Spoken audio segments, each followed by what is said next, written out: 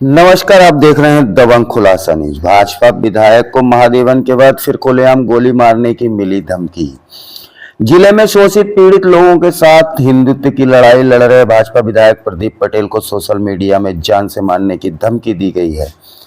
तो वहीं जिले की एसपी रचना ठाकुर माफियाओं पर लगाम लगाने में विफल और देखा जा रहा है कि आरोपी बेखौफ नजर आ रहे हैं। भाजपा विधायक प्रदीप पटेल को सोशल मीडिया में खुलेआम गोली मारने की और जान से खत्म करने की धमकी मिली है। इसके पूर्व में भी महादेवन मंदिर जमीन पर अतिक्रमण की लड़ाई लड़ रहे भाजपा विधायक प्रदीप पटेल को मुस्लिम युवकों द्वारा मावेन की अभद्र गाली देते हुए जान से मारने की धमकी मिली थी। लेकिन अब एक बार फिर खजुरान ग्राम पंचायत स्थित दुधेश्वर मंदिर की जमीन पर विशेष समाज द्वारा रिकॉर्ड में हेराफेरी करते हुए मंदिर की जमीन पर मकबरा और कब्रिस्तान का निर्माण किया जा रहा है, जिसको लेकर स्थानीय हिंदू समाज के लोगों द्वारा मऊगंज कलेक्ट्रेट कार्यालय में बीते 5 दिनों से धरना प्रदर्शन किया जा रहा है।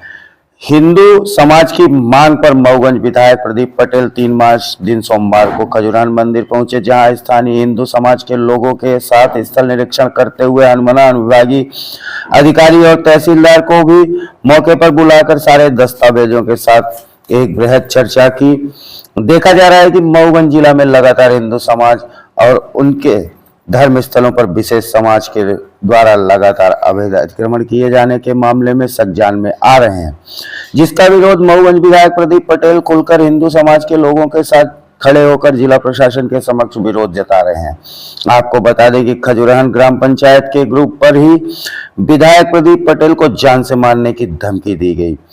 वह नंबर 6263506895 है, जिसके द्वारा ग्रुप में लिखी गई खबर को टेक करके बीच चौराहे में गोली मारने की धमकी दी गई। आपको बता दें कि पूर्व में विधायक प्रदीप पटेल के ऊपर जानलेवा हो चुका है हमला। ऐसे में फिर एक बार विधायक प्रदीप पटेल को खुलेआम गोली मारने की धमकी दी गई है, लेकिन उसके बावजूद जिला प्रशासन विधायक की सुरक्षा के प्रति गंभीर नहीं दिखाई दे रहा है।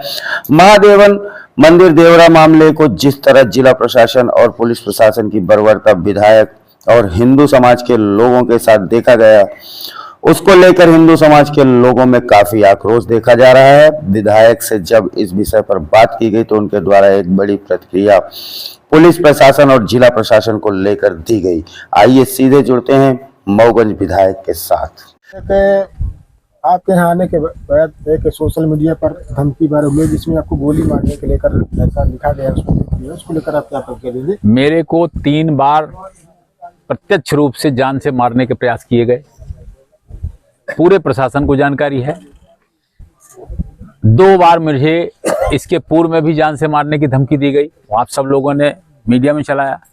कल फिर से मुझे मारने की सोशल मीडिया में जारी हुए। तो मैं हिंदुओं की लड़ाई लड़ूंगा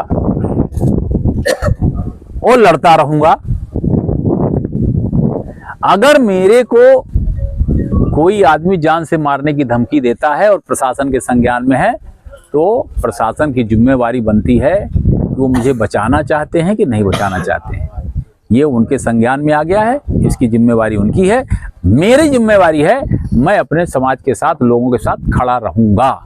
ऐसे मामले तभी उठते हैं जब आप हिंदुत्व की लड़ाई की बात करते हैं। जैसे महादेवन में भी यही मामला उठा था, तो उस टाइम भी आपको इसका मतलब है कि हिंदू तत्व, हिंदू ज्ञान, हिंदू परंपराओं को विरोध करने वाले लोग यहाँ पे मौजूद हैं। इस मऊगंज क्षेत्र के अंदर में पाकिस्तान जिंदाबाद के नारे लगाने वाले लोग हैं, मुकदमे कायम हुए। इस मऊगंज क्षेत्र में पाकिस्तान का झंडा लहराने वाले लोग हैं, मुकदमे कायम हुए हैं।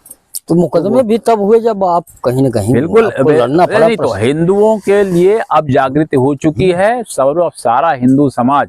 एक यहाँ पर आपने देखा होगा, एक अनुसूचित जाति में साकेत बिरादरी के 3 घरों में मुसलमानों ने कब्जा कर लिया। 2 साल तक उनके घरों में कब्जा करके बैठे रहे। और मैं जा करके और प्रशासन से बोला ये सही है गलत, प्रशासन ने वो गलत, हमने कहा इसको खाली करो। 12 घंटे के अंदर उनका घर खाली कराए गए। तो कहीं गरीब हिंदू हो उसको सताएंगे, अब मैं ये बर्दाश्त नहीं करूंगा। और चाहे उसके लिए मेरे को जितनी धमकी आ जाए, धमकी तो ठीक है, जान से भी हाथ धोना पड़ेगा तो भी मैं ये काम करता रहूंगा, उसको छोड़ूंगा नहीं। हिंदुओं की रक्षा के लिए मैं लड़ता रहूंगा। तो जब आपको धमकियां मिल रही थी कि इनकी जान माल की कैसी सुरक्षा की, जो आगे आपके आगे पीछे कहीं न कहीं चल रहे हैं, जो आपके साथ, इनके साथ तो दुर्व्यवहार होता ही था, तभी तो ये चले गए। यहाँ पर एक विश्राम कोल है, विश्राम कोल की जब यहाँ पर उनके अंतिम संस्कार किया जा रहा था, लकड़ी लग गई थी चिता, उसकी बॉडी आ रही थी, राम नाम सत्य करके बॉडी आई, जैसे चिता में रखे 20 यहाँ पर मुसलमान गुंडे आकर के पूरी चिता को खड़ा दिए और 3 दिन तक वो बॉडी नहीं जलने दिए। तो पहले होता ही था। हम लड़ाई लड़ रहे हैं, हमारे साथ अब चेतना आ गई हिंदू समाज को, अभी लड़ाई लड़ रहे हैं। अब भला करके दिखाएं। जान की धमकी दे रहे हैं वो अलग बात है, मगर पहले इन्होंने जितना सताया है अब नहीं सताने दूंगा। एक जमुना कोल को भी नहीं चलाने दिया। किसको क्या, गरीब आदमी कोल है, गरीब आदमी साकात है, उसका घर लूटोगे, साकेतों का कोल को अंतिम संस्कार नहीं करने दोगे। जो बड़ा आदमी उनका संस्कार नहीं, वो अपने खेत में कर लिया, तो गरीब आदमी कहाँ जाए? इसके लिए कानून है और उस कानून का, उसी कानून का सहारा लेकर मैं इसीलिए बोल रहा हूँ ना, मैं हर स्तर की लड़ाई लड़ूंगा, कानूनी स्तर से भी लड़ूंगा, और अगर ये बोलेंगे जैसा तो जैसे को तैसी भी लड़ाई लड़ूंगा।